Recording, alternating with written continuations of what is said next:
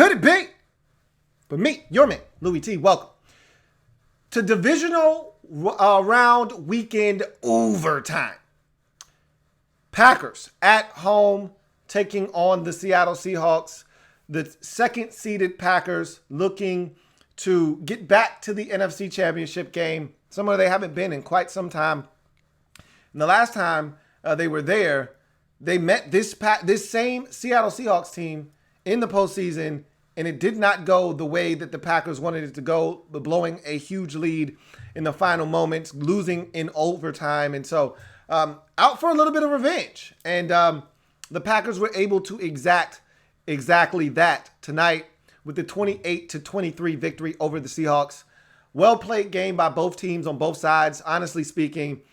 Did you ever think this game was going to get out of control? I didn't. And even at 21-3 at halftime, even at 28-10, Russell Wilson wasn't going to let this thing get out of control. You had to know that. And he single-handedly kept this team in the ballgame.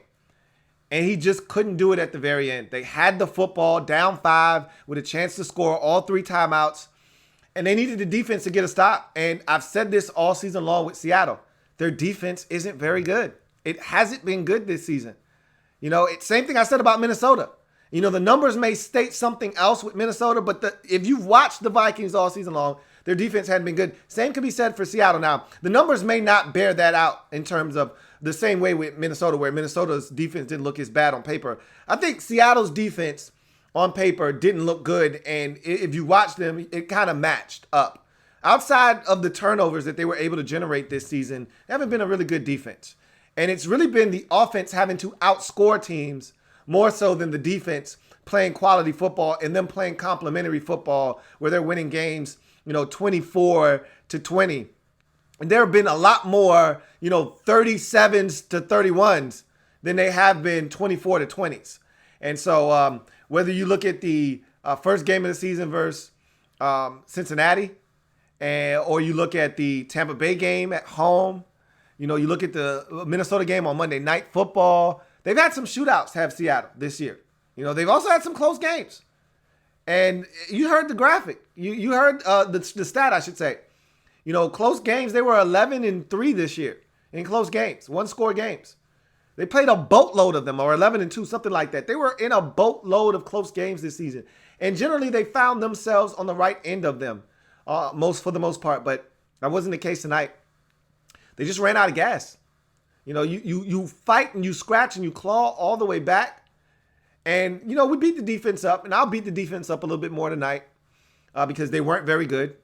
And they gave it up on third downs, and they couldn't cover Davante Adams. The one guy you got to go into the game saying, look, we're not going to let this guy beat us. Look, and I've said this about Green Bay. This is the thing that has made them so tough all year long is that any game, it could be any guy. But if I'm going down, it won't be to 17. It won't be to Davante Adams. It'll have to be Jake Kumerow. It'll have to be Alan Lazard. It'll have to be Geronimo Allison. It'll have to be Jake Sternberger.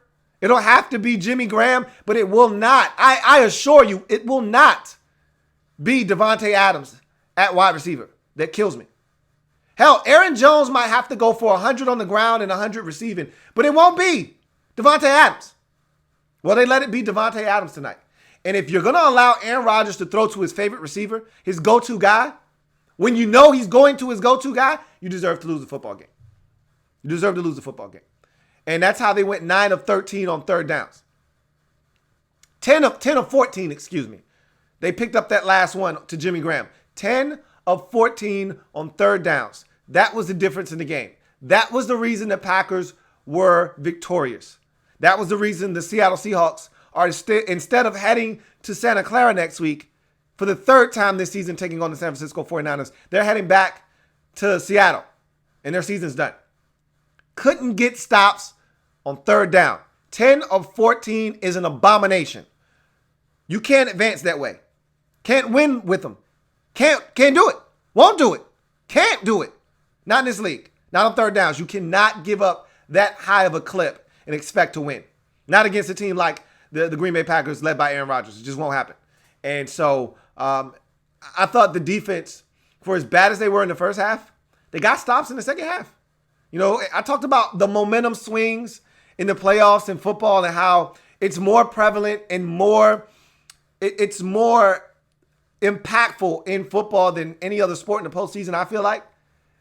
Maybe hockey, you know, I don't know. You know, I don't watch enough hockey. I don't watch hockey at all, actually, so I can't tell you what it is in hockey. But I just know this. When momentum jumps ship in the NFL, man, is it hard to get it back. And for a spell there, for a little while, the momentum had jumped to Seattle after the Davante Adams catch and run for 40 and a touchdown to extend the lead back out to 18 at 28-10. Uncle Mo jumped ship, jumped sidelines and went to Seattle's sideline, and he camped out for a little while there. And when they cut it to a 5-point deficit with a chance to cut it to 3 with a pending 2-point conversion, I'm saying to myself, oh my God, Seattle's going to win this game. And they had an opportunity. The defense went out, sacked Aaron Rodgers on third down. The Griffin brothers did it. All right, they went out and got to Aaron Rodgers on the third down, forced a punt. The Packers pulled a Bill Belichick / Mike Vrabel, and they're probably going to change that rule this offseason because now it's being abused. It was a little-known, unused rule, all right, that only the elites of the league used, and now that it's been brought to the forefront, everybody's doing it now. So they were able to bleed the clock to under 5 minutes after the sack by the two Griffin boys. And they had the football back. About 4 minutes and 55 seconds left. 3 timeouts. And they had to go about 75 yards and they couldn't do it. Couldn't do it. And even after that, you punt the football. You got a shot to get a stop. And third down conversion after third down conversion undid the Seattle Seahawks. First, the massive 3rd and 8 conversion from Rodgers to Davante Adams, which was just a ballsy call, number 1, and a hell of a throw and catch, number 2. It's two guys that have done it for a long time together, just that are synced up, doing what they do best. And look, Ugo Amadi, one-on-one in the slot with Davante Adams. Come on, man. That's stealing right there. You're asking for them to convert that third down. And I know he had help over the top to Delano Hill. Look, Ugo Amadi had one job. Don't get beat to the outside. Your help is to the inside. I just don't understand how these guys don't understand the rules to the game. You know the rules to the game, then play. You got help inside. Delano Hill is literally watching Davante Adams in the slot. And he is playing inside. Anything to the inside, he's got your back. You just can't get beat outside because there is no help out there. And he plays him, giving him the outside. Unbelievable. That is mind-boggling. He should have been shaded to the outside, daring him to go inside to where his help was. For the life of me, I will never understand how some of these guys just don't get it. And that's not high football IQ right there by Ugo Amadi on that third down. But that's no here nor there. The Packers were 10 of 14. He wasn't alone in his inability to get it done on third down. It was an epidemic spread wide on that Seattle Seahawks defense. And the only guy that could get to the quarterback, unless they blitzed, was Jadeveon Clowney, which has been really the story of this team all season long. And it did not help that Ziggy Ansah got hurt last week versus the Eagles. He's been hurt all damn season, though, so really what does that matter? But, you know, he was another guy that you thought could potentially get pressure. Well, he was hurt. He's been hurt all season long, though. They haven't been able to generate pressure. They weren't able to get off the field on third downs. They gave up big plays in this football game. They just weren't good enough defensively. And you know what? That's a perfect segue to the Green Bay Packers because a lot of people didn't give them a chance at home, and I was one of them. I thought they could win this game, but I didn't think they were going to win this game. You know, I thought they would have a shot to win late and they just wouldn't get it done. But I looked at this Packers team and I didn't know if the defense was going to show up. Well, they did. You know, they did. And I didn't know what Packers offense was going to show up. Well, the Packers offense that needs to show up next week showed up tonight. And the 49ers aren't going to allow Davante Adams to eat him up, tear him a new asshole like the Seahawks did tonight. And the San Francisco 49ers, unlike the Seattle Seahawks, they're going to get pressure on Aaron Rodgers, just like they did in the first matchup. What the Packers do to offset that pressure is going to determine whether we get another ass thrashing or we get a competitive football game that comes down to the wire.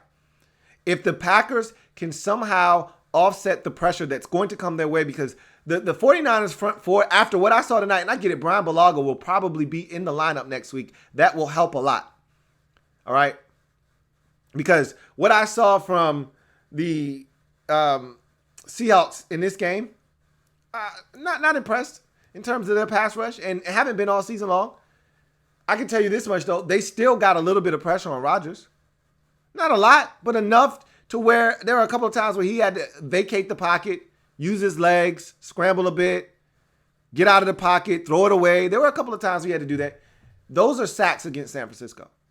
And if they can't find a way to use that pressure against them, or if they can't find a way to get the ball out of Rodgers' hands quickly, they're going to be in for another long day like the first time these two teams met earlier in the season. But when you're talking about this particular game, I thought it was a well-called game by the Green Bay Packers and Matt LaFleur and his group. I thought that they ran it. They stayed balanced. And this wasn't a big Aaron Jones game. But the very first play of the game was an Aaron Jones run for about a good 30 yards, 25 yards, somewhere in that mix. And that kind of set the tone, even though that was his biggest run of the day. And he really didn't have any really good hits after that, to be honest with you. That was the one big hit of the day on the ground. Credit the Seahawks for really shutting off the faucet on the ground for the most part. But they stayed balanced. Never did they go away from the run fully. And it allowed that play action fake to stay viable. And what that did was it opened up avenues for Aaron Rodgers to work. And boy, did he ever. With Davante Adams all over the football field. And again, Rodgers showed his veteran savvy in this game as well by just finding ways to convert on third downs. And that's where this game was won. And there were a couple where you looked at Rodgers, you said, bro, what are you doing? You know, that third down that gave the Seahawks the ball back at 28-23 with 5 minutes left, where there's a speed out to Tyler Ervin and he's wide ass open because Ugo Amadi doubles down on Davante Adams. That's what I'm talking about. If I'm the Seahawks, that should have been happening earlier in the game where you say, look, Davante's not beating us, man. Tyler Ervin's going to be wide open. All of these other guys are going to be wide open, as I mentioned at the top of the show. It won't be 17, though. And on that third down, they made it a concerted effort to say it won't be Davante Adams on this third down. And Rodgers threw it anyway. And it got knocked down by Bobby Wagner. But had Wagner not been there, that ball would have hit Ugo Amadi in his back because he was fronting Davante Adams. And there was a defender behind Adams. There was no way that football was getting in there. So, you know, Rodgers at times didn't see the field great tonight. But when they needed him most, he stepped up. You know, that throw to Adams on that third down, the second to last third down of the game, that's ridiculous. That's vintage Aaron Rodgers right there. All right, sorry for the technical difficulty, but I'm usually one that rides with Aaron Rodgers. Home, away, that's my guy. I shied away from that after the ass whooping that they took at the hands of the 49ers. But usually I ride with Aaron Rodgers. You know, home, away, it doesn't matter. Because he generally gets it done in those type of critical moments, and he proved it again tonight. His team needed him. He made plays. And like I said, there wasn't a lot from the run game in this game as a whole. This was more Aaron Rodgers doing his thing than anything else. You know, the Aaron Jones 2 touchdowns, both of those were set up by Aaron Rodgers either throwing the football or pass interference. Either way, it was Aaron Rodgers throwing the football. So this was pretty much the Aaron Rodgers show. Starring Aaron Rodgers, featuring Aaron Rodgers, and co-starring Davante Adams.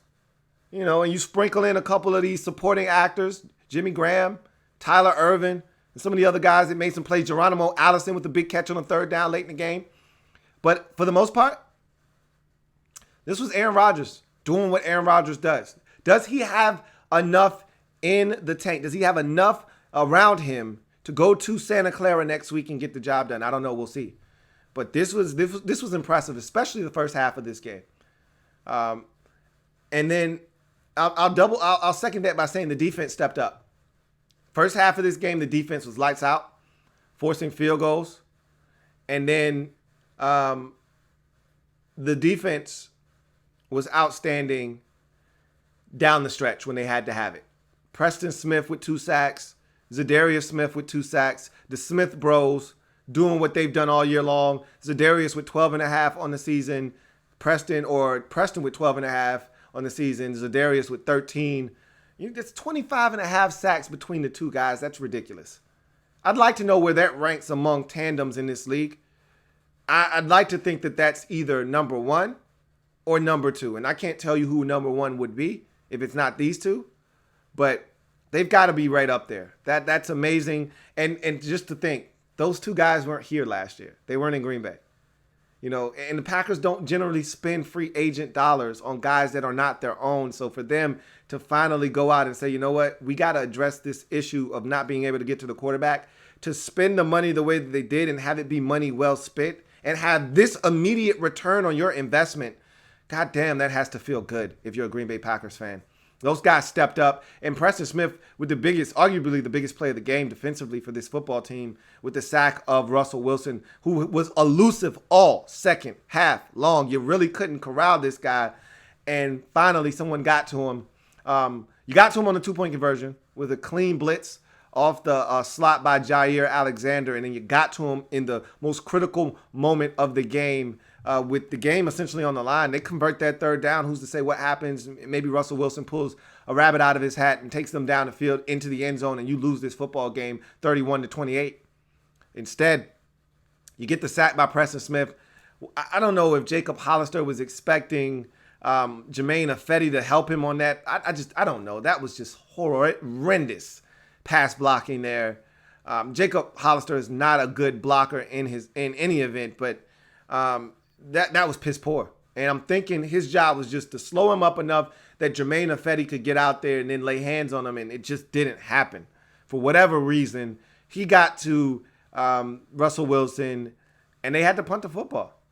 And they thought they could get it back, and unfortunately, the third down defense let them down in this football game, and they weren't able to get it back. So, like I said, really good play calling in this football game by Matt LaFleur. I thought it was a good job of mixing it up. A couple of nice plays to Tyler Ervin, just to keep the defense off balance.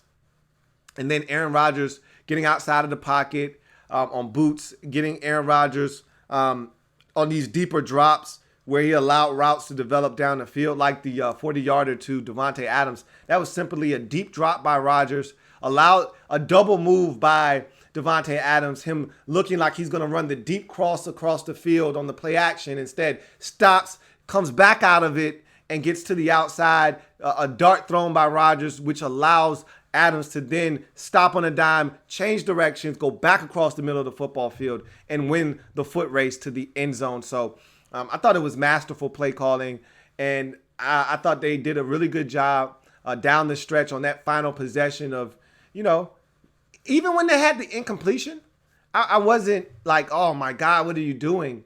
Because it's Aaron Rodgers. You got a shot to convert on 3rd and long. It's Aaron Rodgers. So in my mind, I'm saying be aggressive. Don't run it on 1st down, run it on 2nd down, and then set up 3rd and 9. No, they ran it on 1st down, and then they let Rodgers throw it on 2nd down, and he unfortunately threw an incompletion. But it didn't matter because on 3rd down and long, he completed the pass, got the 1st down, and won the football game. So I even like the aggressive nature there to not just say run it on 1st down, run it on 2nd down. They were aggressive and paid off for them late. Big win for the Green Bay Packers. I thought Jair Alexander was outstanding in this football game. DK Metcalf was a non-factor for the most part. Did have one nice catch where he climbed the ladder and went and got the football, got a little bit of yak after the catch, but he wasn't a big factor. The guy that really had a monster game for Seattle was Tyler Lockett. And to me, they're the perfect complements of one another, Lockett and DK. We'll get to that and those guys when we get to Seattle. But for the Packers, first year of Matt LaFleur, and you're in the NFC Championship game. I don't know what that says about Mike McCarthy and his last few years in Green Bay. Look, I always contended, and I'm not a Mike McCarthy fan, But I always contended that Rodgers was banged up those last few years, so it was hard to really assess what was really going on. Obviously, those two did not get along at the end of his tenure in Green Bay. But if Rodgers would have stayed healthy, I think they still would have been able to do some things. But for Matt LaFleur to come in, there'd be a little bit of controversy early on in his tenure in Green Bay with the audibles and all of that stuff. We all remember those stories coming out at the very beginning during the preseason and early portion of the year, how, oh my God, are these two going to be able to coexist? And for him to go win, 13 games, get a number 2 seed, first round bye, and to now have this team 1 win away from the Super Bowl is amazing in year 1. And to me, he's already overachieved in year 1 for me. I didn't see this coming, not in year 1. There were some people out there that didn't even think he was worthy of this job. He hadn't done enough as an offensive coordinator in this league. And for him to get the opportunity and him to run with it the way that he has, I think he's done a remarkable job in Green Bay. And now they're literally a game away from the Super Bowl. They're going to have to be much better than they were the first time around versus San Francisco in order to take that trip to Miami. But when you've got 12 under center and you've got 17 out wide and you've got an underrated running back in Aaron Jones in the backfield, anything's possible, man. This Packers team, Rodgers said it best. He likes when they're under the radar. It's hard to be 13-3 and under the radar, but if anybody's under the radar as a 2 seed, it's the Green Bay Packers, because I dismissed them. Some of you out there did as well. Not all of you, but many of you dismissed them. I was one of them. And I thought that they were going to lose this football game. But I did say this. I will throw this caveat out before we get to Seattle. I did say this going into the playoffs. This was going into week 17, as a matter of fact. I said, if the Packers are able to get home field advantage, and at that time we didn't know what was going to come of it. If the Packers are able to get home field advantage, they're going to be a tough out. It's hard to go into Lambeau and win in January and in December and January. It's just tough. And they were able to pull it out at home. If this game is in Seattle, it might have went the other way.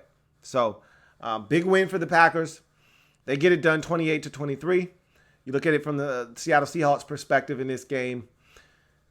I thought Russell Wilson gave it everything he had, man. I mean, you know what? I was not deterred by the slow start. Let me say that first. I got on the phone with my dad at halftime, and he said this game's over. They can't win. They can't get stops. They can't get anything done on offense. They're not finishing drives. They're moving the football, but they're settling for field goals. They can't win. They can't stop Aaron Rodgers in this offense. And in my mind, I was thinking to myself, well, this has been the MO of the Seattle Seahawks team at times this year, where they got off to slow starts. They've been in some games where you thought to yourself, what the hell is going on with Seattle? You might not be watching the game, but your scoreboard watching, and they're down 14-3, 21-7. And you're like, what are they doing? The Tampa Bay game comes to mind. Slow starting that game. Tampa is giving them work. They got to rally back and send that game to overtime before ultimately winning that football game. The San Francisco game, the second time around, the Week 17 showdown at home, they sleptwalked through the first 3 quarters of that game before waking up in the fourth quarter and having a chance to win on the final possession. Like, this isn't new. I've seen this from them before this season. I wasn't shocked. Remember the New Orleans game? They got absolutely shellacked in that game. Before they even knew what hit them, it was 31-7. They had no idea what was going on. They had a kick return or a punt return for a touchdown, or Teddy Bridgewater is a maestro out there. They had no idea. Alvin Kamara was just shredding them. They had no idea. They blinked twice and they were down 31-7. Then they rallied back, but it wasn't enough. We've seen this from them before. So I wasn't at all worried, because in my mind I said, the one guy that will not allow this thing to get out of control. This will not end up like Tennessee and Baltimore. This won't end up like Kansas City and Houston. Russell Wilson isn't having that. And that's the difference between Russell Wilson and Lamar Jackson right now, and Russell Wilson and Deshaun Watson right now, is that those guys just aren't capable of putting their teams on their back right now. Not in this kind of moment. Maybe in the future, both of those guys will be fully capable of doing it. Watson, you could argue, did it in Wild Card Weekend. But against the upper echelon teams in this league, it's tough to put your team on your back and get it done. And Russell Wilson is fully capable. We've seen him do that numerous times throughout his career already. So I never for 1 second thought that they were going to get blown out in this game. I didn't think they were going to win, though. You know, when Baltimore was down early in their game, I thought they were going to win. It was only when they gave up the big run to Henry and the jump pass and they dropped down to 26-1, I said, or 26 or 21-6, excuse me. That's when I said they're going to lose this football game. It was only until then that I thought they were going to lose this game or that game. With the Kansas City game, they were down 24-0, and I still didn't think they were going to lose this game. I was shocked at what had transpired early in that game, but I didn't think they were going to lose. I wasn't buying what Houston was selling. In this game, I didn't think that Seattle was going to win once they got down 21-3, you know, and 21-6. Even though they, you know, gave themselves a shot, I didn't think that they were going to come back and win this game. I never felt that way about them in this football game. I said Russell's going to give them a shot. He's going to battle. He's going to scratch. He's going to claw. He's going to put these boys in a position where they're going to have a shot. But I didn't think they were going to pull it out, and I was right about that. But I was wrong overall because I thought Seattle was going to win this football game. So can't pat myself on the back because before this game started, I thought that the Seattle Seahawks were going to go in there, even though they're undermanned, all the injuries, all that good stuff. I know everyone's got injuries this time of the year. You know, the Packers had to play without their right tackle, Brian Bulaga, in this game because he was ill. Like, everyone's dealing with things. So you just got to find a way to get it done this time of the year. And the Packers did that in this game. And the Seattle Seahawks weren't able to do that. And really, for me, I put it on the defense. As much as I want to crucify the offense for the slow start, and you can't have that on the road against teams like the Green Bay Packers, 49ers, and teams of that caliber. You can't get off to these slow starts and expect to just be able to come back. And this isn't Tampa Bay. It's not Cincinnati. You're not going to come back and win the game because that team just doesn't know how to win. They don't know how to close the show. You got to be able to start faster, and they didn't in this game, and it really killed them. Really killed them, but I put it on the defense. The inability to get stops, the inability to slow down, not necessarily shut down, just slow him down. Davante Adams. I mean, that's the one guy that you couldn't allow to beat you. And I know it's easier said than done. But damn it, man. My goodness. Make somebody else come through for the Packers. Come on, man. Make somebody else do it. You know, on that last third down, it was Jimmy Graham. Okay, fine. It's Jimmy Graham. On another crucial third down down the stretch, it was Geronimo Allison. Okay, fine. It's Geronimo Allison.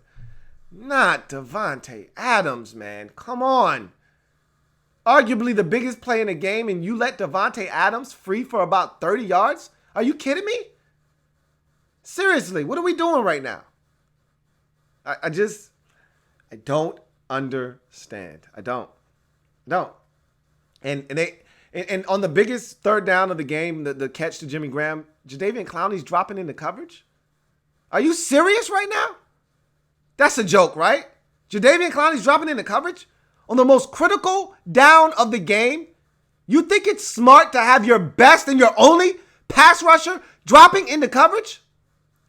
If you think that's a good idea, Ken Norton Jr., you need to wash your face and get your mind right. The hell is wrong with you? He's the only guy that's getting pressure consistently. I don't know. Again, it's not rocket science to me. I'm just a professional football watcher. I've never claimed to be anything else, but some of these guys make it so hard. Almost to the point that I think, am I seeing this wrong? Is there something that I don't know? Maybe. I'm not there every day. I'm not in these meetings. I'm not watching the film. So maybe they know some things that I don't know. Maybe some tendencies the Packers have. But if 90's the only guy that can get to the quarterback on these twists and these stunts on one-on-one situations, if 90's the only guy that can consistently hit home or at least threaten to get to Aaron Rodgers, probably not a smart idea to drop him into coverage on the most critical down of the season. Not just the game, the season. That's just me. I don't know. Anyway, the run game was non-existent for the Seattle Seahawks. And once you fall down 21-3, the run game kind of goes by the wayside anyway. But they weren't going to be able to run the football. Once those guys got injured late in the season, Carson and Penny and, Procise, all those guys went down. The running game went with it. And I actually thought Travis Homer did an admirable job filling in down the stretch. To be a late round draft pick out of Miami and come in there and be the fourth string guy and really not get a lot of reps this season because you had all of these guys producing at such a high level in the backfield. To come in when your number is called late in the season and produce the way that he did, hats off to Travis Homer, man. Big game for Tyler Lockett. I thought he was exceptional in this football game. Him and DK kept taking turns. DK was masterful in the wild card weekend win over the Eagles, and it was DK's turn, Tyler Lockett, turn this week. He was outstanding, and they had a shot, man. They had a shot in this game with the football, down 5 with less than 4 minutes to go in this game, and they couldn't get it done. And that's where you got to give the credit to the Green Bay Packers defense. They made a play when a play had to be made, something that the Seattle Seahawks failed to do. And that was the difference in the game. Game on the line, Seahawks driving to go get the game-winning score. The Green Bay Packers defense steps up and gets a sack. Same situation for the Seattle Seahawks. Game on the line. You need the football back to your guy in Russell Wilson, and all you got to do is get a stop. One stop. You got 2 chances to get 1 stop. And they couldn't do it. Couldn't do it. And that was the difference in the game. Packers did it when they had to do it. Seahawks couldn't when they had to do it. So, anyway, let's get to the comment section. And I want to grab a couple comments. We won't do it too long tonight, but I do want to grab a few comments. See what you guys have to say. Reese says, that big throw to Adams at the end, Lou, chef's kiss. It's what the bad man does. It's what he's done his entire career. It's why he's a first ballot Hall of Famer and one of the best quarterbacks we've ever seen in the league. That's the throw that those kind of guys make. There are only a handful of them in this league that you have the confidence to even make the call to allow them to throw that football. And there are only a select few that, and there are even fewer that actually make the throw. You may have confidence in your quarterback's ability to do it, but there's only a select few that can actually go out and execute. Rodgers is one of those guys. You saw it again tonight. Sully115 says, give Preston Smith the respect he deserves. I believe I already did that numerous times this season. You may be talking to some people in the chat, but I love P. Boogie. Love P. Boogie. Thought he was really good for us in Washington. He was never this good, but I thought he was good for us in Washington, and I thought you were getting a solid football player. He's exceeded my expectations for him in year 1. He's playing outstanding football. I'm happy for him. Couldn't be more happy for him. Casey S. says, what is wrong with the Seahawks in coming out flat every first half, but then battling back and playing with urgency in the second half? How do they fix this? It's been a trend for them this season. It really has been. It's frustrating if you're a Seahawks fan because you can't do this every single week and expect to win. Like I said, in the regular season, when you're playing Arizona, or you're playing the Cincinnati Bengals, or you're playing the Cleveland Browns, or you're playing the Pittsburgh Steelers, or one of these teams that didn't have a great year, you can get away with that. You can get away with that.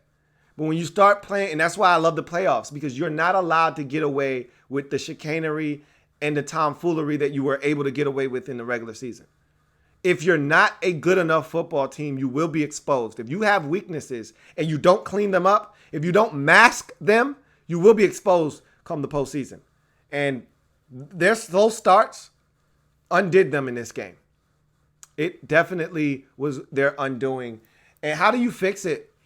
I don't know if there's an answer. Obviously, they haven't started slow in every single game this year.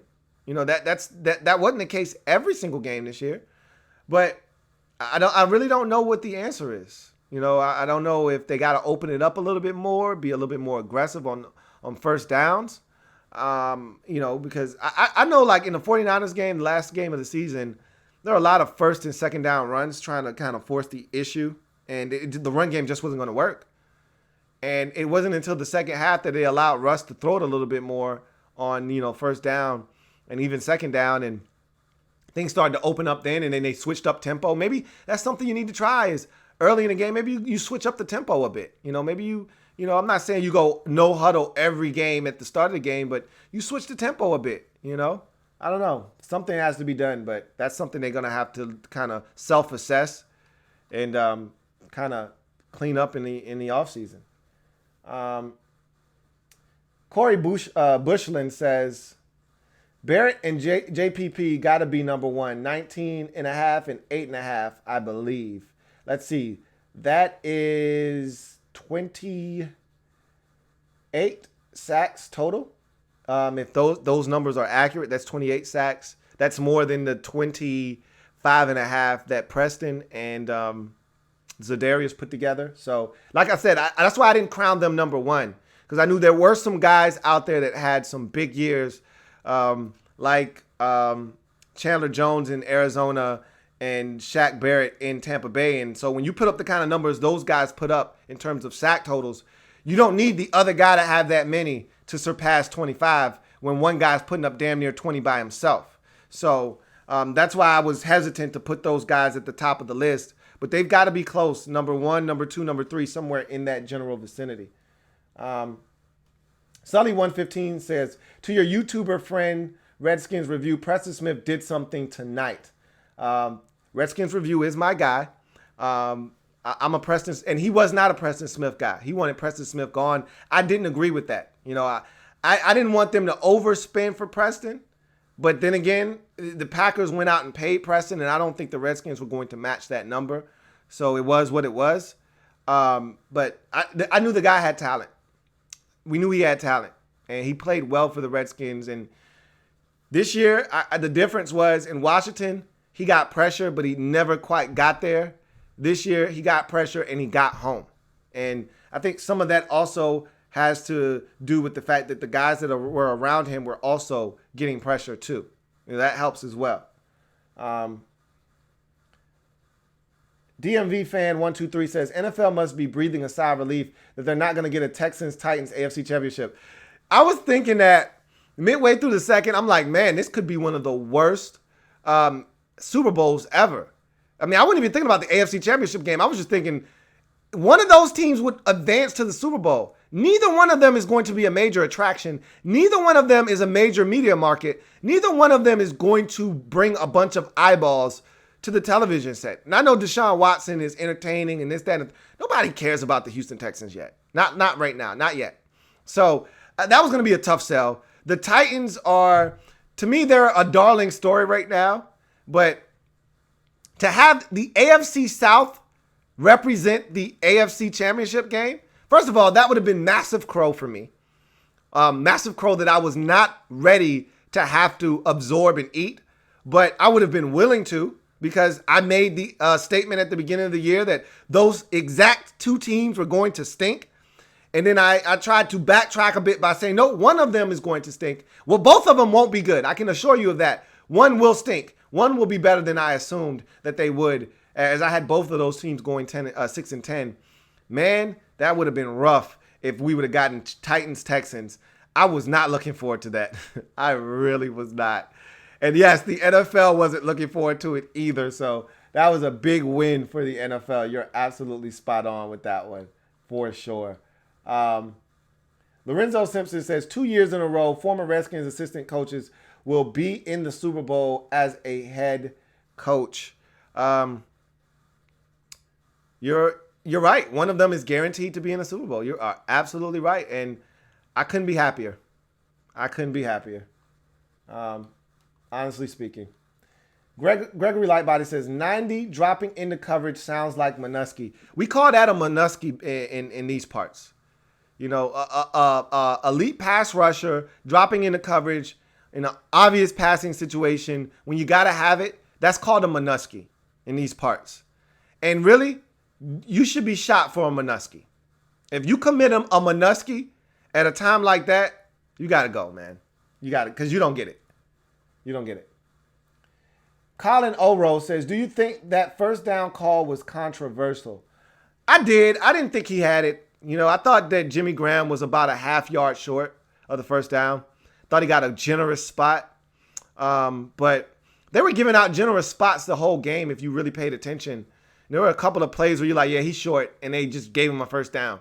So I wasn't shocked that he got a generous spot there, but a lot of times with those spots, they're so hard to have them overturned by replay unless there's a boundary and a clear shot down the line that you can see definitively. And those are so rare with those spot calls. To me, the only way you get a call overturned on a spot is if there's a boundary that is a hard line boundary. So the line to gain is the 30-yard line. You can clearly see if a guy got to the 30 with the football or not. If there's a clear shot of where the ball is when the knee's down, that kind of thing. But the 30, and you can see the 30. It's a big, thick white line, and so it's easy to tell. But when it's like the 33, you got to get to the 33. That's tough. Or you got to get to the 32 and a half. That's tough. It's when you get into those types of situations, that's tough because there isn't a clear boundary. There isn't a clear mark and a delineation in a line that you have to get to. Like, for instance, the Patrick Mahomes past the line of scrimmage throw for the illegal forward pass that we were debating on whether it was or not. The line of scrimmage was the 5-yard line. That made it so easy. Is his leg past that 5-yard line when he lets it go? No, it wasn't. Okay, that it's not an illegal forward pass and it's a touchdown. That's what you needed in a situation like that. I didn't think he had that first down, but is it controversial? No. It's not the kind of play that, oh my God, Seahawks fans should be up in arms because they weren't going to get the stop anyway. They couldn't get stops on third downs. You give up 10 or 14 on third downs, you don't deserve to win the game anyway. So I don't think it was a controversial play. Reese says, the bad man strikes again. Lou, Michael Jackson's bad is playing in our heads. Man, he's so bad. Who's bad? Aaron Rodgers is. And Reed also says, what a beautiful game football is, Lou. Luminous it is. He said, these NFL playoffs have showcased the beauty of this game. Yeah, man. That's why you got to love the NFL playoffs. We didn't get the close games that we got. We didn't get the weekend that was wild card weekend. You got 2 ass whoopings essentially on Saturday, 2 dominant performances by the 2 winning teams. And today you got an epic comeback in the first game, and then this was a close game down the stretch. This was a good game. Sunday was much better than Saturday. We can assure you of that. But it doesn't take away from what those teams on Saturday did, and it makes for one hell of a final weekend of football, essentially. I know the Super Bowl is a weekend of football in itself, but that's more of a spectacle, and it's just one game. We're going to get 2 games, and this is the last time we'll get multiple games on one day for the remainder of this season. So enjoy it. This is it. The season's almost over. This is it. Hope you enjoyed it. I told you numerous times this NFL season has over-delivered. And I'm hoping that it over-delivers one final time. I don't know what we'll get in the Super Bowl. We'll see. But I hope it over-delivers once more in the championship weekend. I hope it delivers on Championship Sunday. One more time for me. 2 absolutely fabulous games. I'm looking forward to it. One was an ass whooping in the regular season. The other was a really good football game that came down to the final 30 seconds. So really looking forward to both of these contests. I was really hoping for Seattle, San Francisco Part 3. But, you know what? Aaron Rodgers, not a bad guy to have playing in your NFC Championship game. I'll say that much. And, I long for the days of San Francisco, Green Bay. You remember when, mid-90s, early 90s, mid-90s, the powerhouses of the league stepped up, and every year you knew it was either going to be Green Bay, Dallas, San Francisco, Dallas, or Dallas, Green Bay, or Dallas, San Francisco in the NFC Championship game? Well, we're getting that. Who doesn't want Green Bay, San Francisco NFC Championship game? Feels like old times. Now, if we get some trash, I'm going to be pissed off. But I'm going to assume that Aaron Rodgers and company are going to come up with a game plan that's going to give them a fighting chance. It may not give them the win, but it'll stop them from getting steamrolled like they did the first time around. We'll see. Daddy Smoke Yam says, have you have a Super Bowl prediction already? I'm going to stick with what I had going into the playoffs. I can't double back now. I had Saints and Chiefs. So I can't get my NFC prediction right, but I can still hit on, and I had the Chiefs winning the whole thing. So I think this is Andy Reid's year. I really do. I think this is the best team he's ever had. I think this is the best defensive squad he's had in Kansas City. I think this is the best defensive coordinator he's had since he's gotten to Kansas City. And I think he's got a legitimate shot this year. And I think they're going to win it. Mahomes, he cut his teeth last year in the postseason. Took his lumps like you have to do in this league. And now I think he's ready to go win a chip. So we'll see if he gets it done or not. But that's my Super Bowl prediction. Right now, it looks like 49ers Chiefs. That's what it looks like. But we've counted out the Titans before, and they're in the championship game. We've counted out the Packers before. They're in the championship game. I just want to see good football games at this point. I don't have a dog in the fight. I'm just rooting for good football, period. So, Reese says, my pre-playoff prediction was Patriots-Saints. Hashtag epic fail. Happens to the best of us. Gregory Lightbody says, why did Preston produce so much on the Packers? A number of factors, One, they switched sides, In Washington, he primarily lined up on the left side against the other team's left tackle. In Green Bay, he's lining up on the other side, and he's getting pressure against the right tackle. That makes a difference, whether you want to believe it or not. And as I mentioned, they're moving him around, left side, right side, stunts, twists. But also, their line might just be better than the Redskins. When they're, because Preston was getting pressure around the edge, but if you're not collapsing the interior, the quarterback can just step up. And so even though you're getting a good rush around the edge, the quarterback takes a step up, you're just going to go around him. Well, in Green Bay, Kenny Clark and company, Lancaster and Dean Lowry and all these guys are collapsing the pocket on the interior. Makes it a lot easier for him to come off the edge, and the quarterback didn't have anywhere to step up, and boom, you run into a sack. Or you're running from Za'Darius, and guess who you run into? Preston Smith.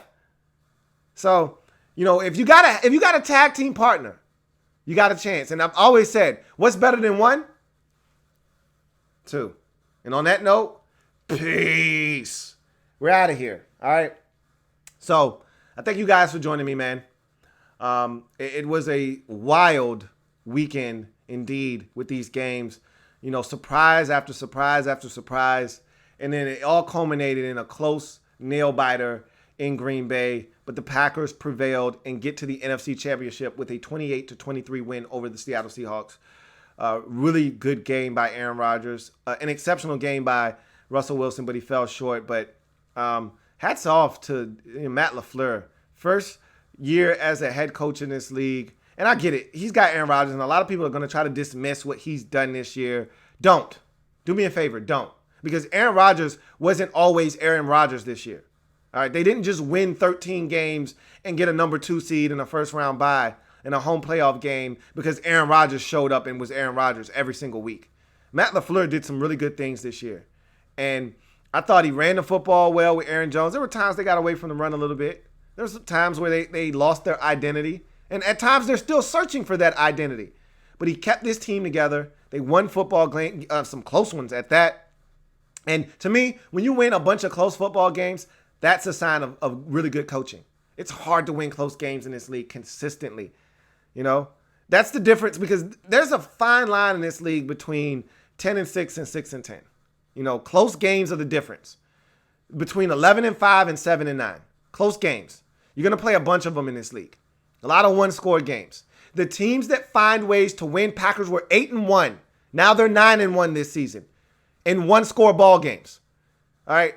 You find ways to win those games, you'll find yourself playing deep into January, possibly into February. Matt LaFleur had this team prepared. They found ways to win. It wasn't always pretty, but most importantly, it was gritty, and it was a dub, and they did it again today, and they're moving on to the NFC Championship game where the San Francisco 49ers await. Should be a lot of fun. Bart Scott! Can't wait. I'm your man, Louis T. Signing off. I thank you guys for joining me. Make sure you like this video. Subscribe to the Louis T Network for more great content. Looking forward to chopping it up with you guys in the near future. Also, make sure you check out the Louis T Network podcast. Brand new episode up and available on the different social media streaming platforms. There's Twitter. There's there's Spotify. There's Google Music Play. There's Apple Podcasts. There's TuneIn. Whatever you get your podcast on, you can get the Louis T Network podcast. Episode 68 is up. It's also available on the website, louistnetwork.net. So check that out as well. I'm your man, Louis T. Signing off. Remember, if it's not your man T, it's not the best NFL coverage it could be. Until next time, you guys enjoy the rest of your Sunday evening. Enjoy the rest of your week. And we'll reconvene next week as we take a look at these games. You guys have a good one.